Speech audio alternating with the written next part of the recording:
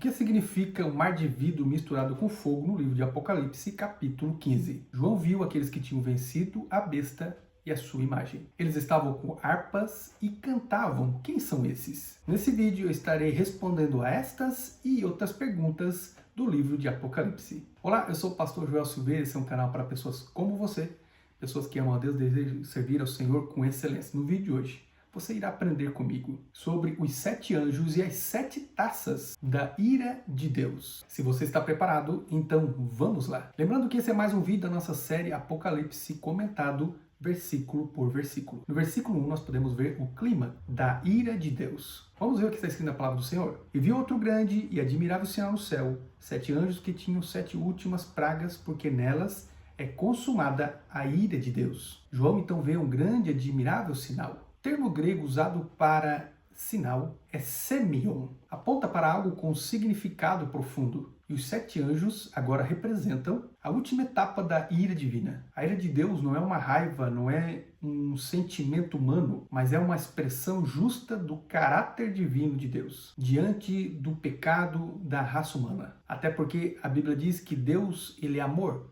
porém um dos seus atributos é a justiça. E Deus então tolera o pecado durante séculos, milênios, mas no período da grande tribulação será um momento de juízo e de punição a todos os pecadores. Os vitoriosos da grande tribulação. No versículo 2, nós vamos ver: e vi como que um mar de vidro misturado com fogo, e também os que tinham vencido a besta e a sua imagem, e o sinal e o número do seu nome, que estavam junto ao mar de vidro, e tinham as harpas de Deus. Um mar de vidro misturado com fogo. Esse é o primeiro ponto que nós vamos comentar. Esta mesma expressão irá aparecer no livro de Apocalipse capítulo 4, versículo 6. E aqui representa, então, a santidade, pureza e transcendência de Deus. E o vidro transmite a ideia de algo que está estável, é imutável diante de Deus. Porém, agora nós podemos ver a expressão que ela está misturada com fogo, o que representa que a ira de Deus estará misturada com este vidro, representando as taças da ira de Deus. O fogo indica juízo e punição. Um comentarista chamado John F.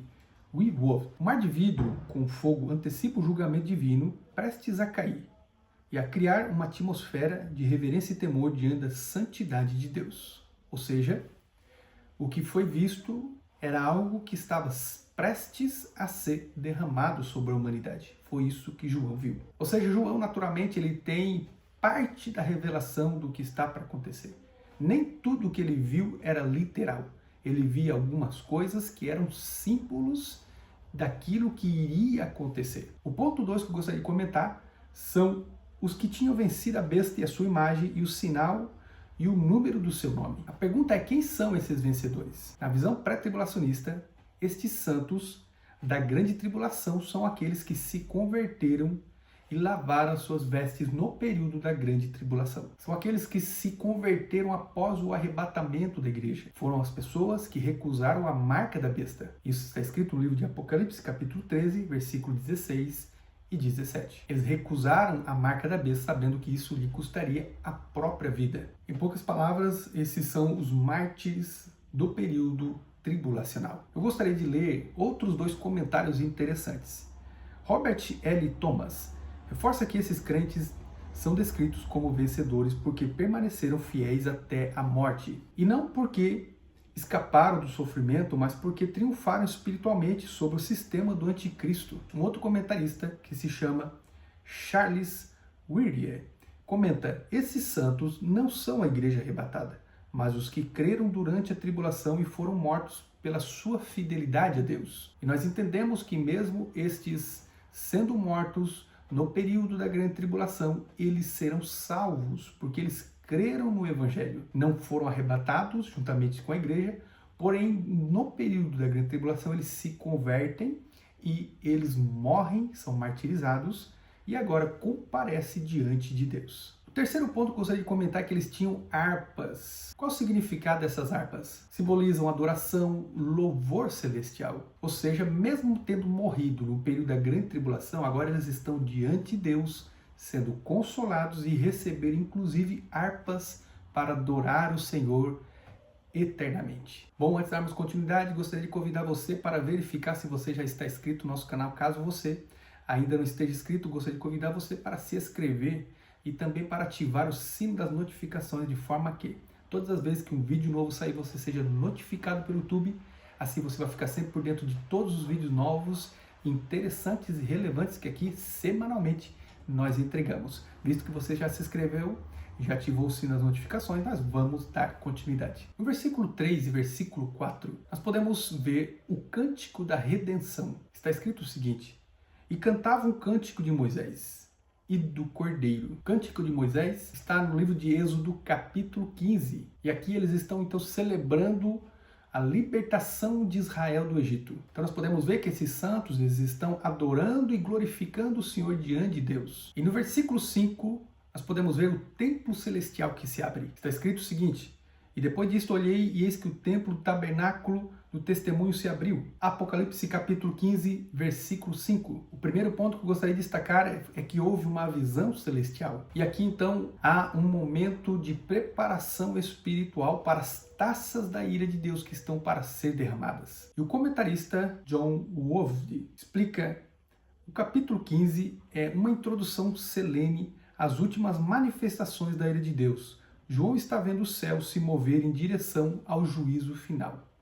Então nós podemos entender que o que João viu foi um momento de preparação para aquilo que estava para acontecer logo após aquele momento.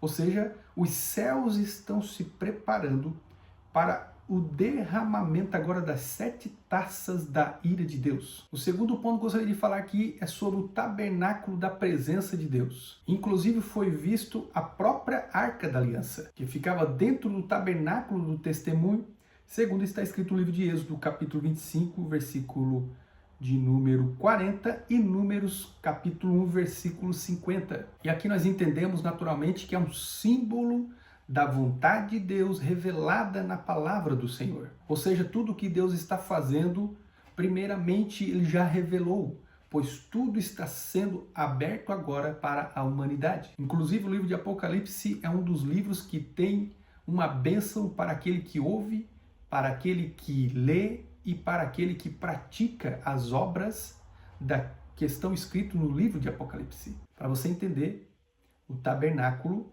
que foi feito na terra era uma cópia do tabernáculo celestial. E João está contemplando essa vontade eterna e justamente o porquê Deus está condenando agora a humanidade. E em terceiro ponto que eu gostaria de falar é que se abriu o céu e a revelação da autoridade de Deus foi dada. E aqui nós podemos ver que Deus então ele se revela agora como supremo juiz. Esse não é mais um momento de Deus se manifestar agora como Salvador, mas como juiz. E aqui nós já estamos na fase final da grande tribulação. Um comentarista, ele fala o seguinte, Robert L. Thomas, ele vai falar: a abertura do templo revela a seriedade da situação e as últimas pragas que procederão à santidade do próprio trono de Deus.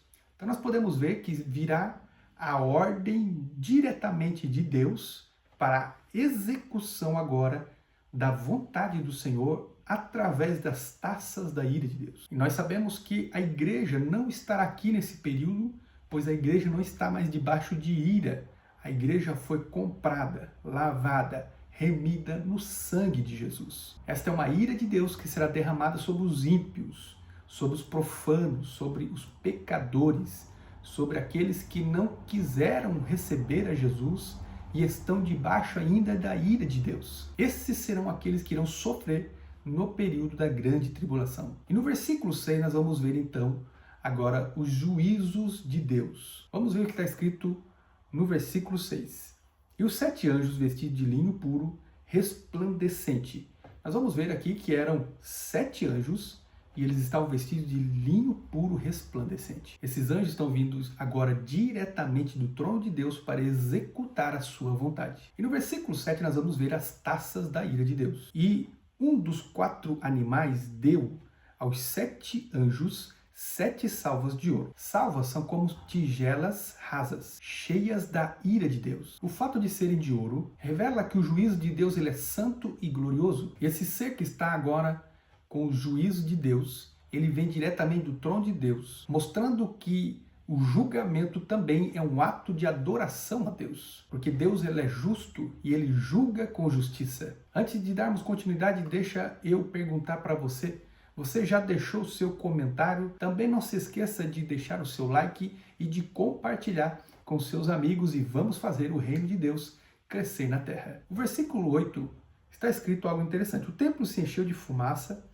da glória de Deus e do poder. Ninguém podia entrar no templo até que se cumprisse os 7 flagelos dos 7 anjos. A fumaça que enche o templo de Apocalipse 15, versículo 8, está profundamente ligada à presença de Deus, principalmente no Antigo Testamento. Nós podemos ver, por exemplo, no livro de Êxodo, capítulo 40, versículo 34 e 35, relata quando Deus desceu para habitar no tabernáculo. A nuvem cobriu o tabernáculo da congregação e a glória do Senhor encheu o templo. Também nós vamos ver no livro de 1 Reis, capítulo 8, versículo 10 e 11, diz que quando a Arca da Aliança foi trazida para o templo de Salomão, a nuvem encheu a casa do Senhor de modo que os sacerdotes não podiam permanecer em pé para ministrar, por causa da nuvem, da glória do Senhor que encheu a casa. Neste caso, a nuvem é um símbolo visível da glória de Deus, da santidade e do poder de Deus. Esta glória ela é tão poderosa